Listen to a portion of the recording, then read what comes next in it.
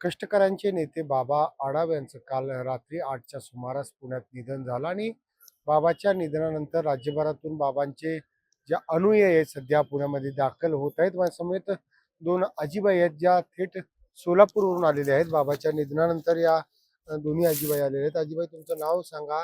ही बातमी कधी कळाली तुम्हाला?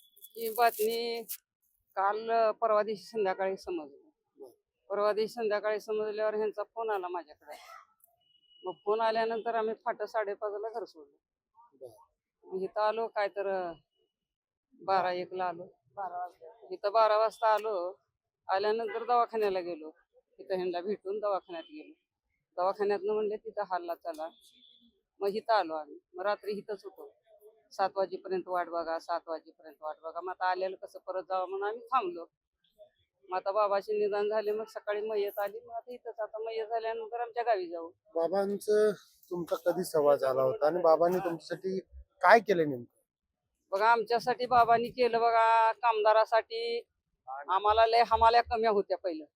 100 डाग गुळ उतरल्यानंतर काटा केल्यानंतर 2 रुपये हमाली आम्हाला मिळत होती. मग ती दुकानात मालक लोक आठवड्याला एकदा देत होते. मग आठवड्यानंतर बाबाने केले आमचे, म्हणले आठवड्याला इथं पगार तुम्ही घ्यायची नाही, माताडी बोर्डाला भरा. माताडीतनं पगार जायची बँकेला. मग त्या बँकेतनं आम्हाला पगार मिळायची महिन्याला. कवा 1000, कवा 1500, लय जास्त काटा झाला तर 2000. आणि बाकी शेतकरी माल आलेला चाळणी केलेली ती रोजच्या रोज आमच्या पदरात टाकत होते. कवा 5 किलो 10 किलो असा आम्हाला माल मिळत होता. बाबा आढावनं माताडी कायदा लागू केल्यावर आमच्या कामदाराचं सगळं सार्थक झालं. आमच्या जन्माचं सार्थक झालं. बाबापासून आमचा जन्म हा. पुनर्जन्म झाल्यासारखं आमचं हा. झालं. आमच्या जन्माचं हित बाबांनी केलंय. आमचे पुण्य बांधून बाबा आम्हाला सोडून चालले. चालेल. कुठे राहिला तुम्ही? मी हैदराबाद रोड, सोलापूर. सोलापूर हमाल सोसायटी. कुठून आलेला? हा. आमचा अध्यक्ष उपिन होता.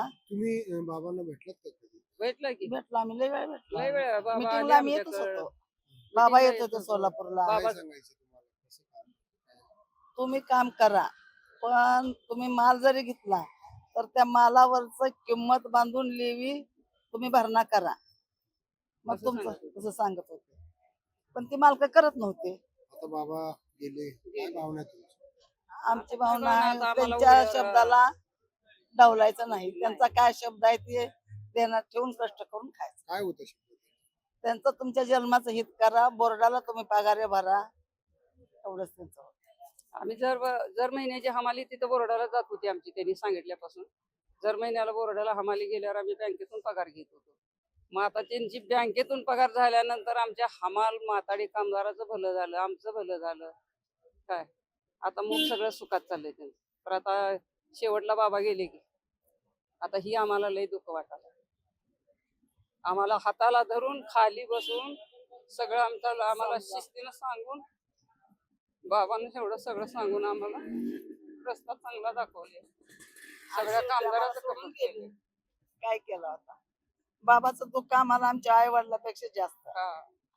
आमच्या आई वडिलाचं एवढं दुःख झालं नाही, पण बाबाचं दुःख आम्हाला झालं. आमचं जन्माचं स्वार्थ केलंय बाबांनी. आम्हाला ही माताडी कायदा दाखवून आमचं जन्माचं स्वार्थक झालंय. दुसरं काय नाही आमच्या त्यांच्या बापाचं. कायद्याच्या जीवावर आम्ही लय जोराजोरानं बोलत होतो. आम्ही लय हिंमत दाखवून त्यांना भांडत होतो. हा, त्या मालका लोकांना काय आम्ही तुम्ही जर असं केलं तर आम्ही बाबाला फोन लावतो. आम्ही घाबरायचं बाबाला नाही? बोलू. आम्ही घाबरत आम्हाला नव्हतो. घाबरत नव्हतो आम्ही आम्ही. ते कशाला मालक घाबरायचे बाबाचं हा नाव? हा घाबरायचे. घाबरायचे. कशाला तुमच्या रिवाजाप्रमाणे तुमच्या बाबानं तुम्हाला सांगितलं तर रिवाजाप्रमाणे तुला मत दिलंय, तुम्ही कशाला बाबाला बोलत आहे? मी आत्ताच फोन लावीत. मी अशी दाब देणार त्यांना. तर नाही नाही म्हणजे शेठजी लोक. हा, तर तुमचा जे असे रिवाज आम्ही तुम्हाला देतो. आता बाबाच गेले निघून तर आता काय, कोण वाली राहील? आता कोणच आता वाली नाही. कोणच वाली राहिला नाही आम्हाला. आता ह्यांच्या नंतर कोणचा वाली कसला मिळतोय, काय काय मिळतोय ते आता त्यालाच त्यांनी माहिती. काय करते ते. आता ही माताडी काय ह्याच्या सरकारमध्ये जाणार आहे असं कळालं होतं आम्हाला बी. मग त्याच्यासाठी काय बाबा उपोषणला गेले होते म्हणून नागपूरला, हे असं कळालं आम्हाला. मग आता तिथं बाबाला काय झालं ती काय माहिती नाही. शेवट शेवट की या दोन्ही ज्या माऊली आहेत त्या सोलापूरवरून आलेल्या आहेत. खर तर बाबा आढावांमुळे यांचं जीवन जे आहे ते सार्थक झालं असं डोळ्यात पाणी आणून या दोन्ही माऊली आता आपल्याला बाबाच्या निधनानंतर दुःख व्यक्त करताना दिसत आहे. लोकशाहीसाठी मी चंद्रशेखर भांगे. लोकशाही मराठी ऐका, पहा, जागरूक रहा.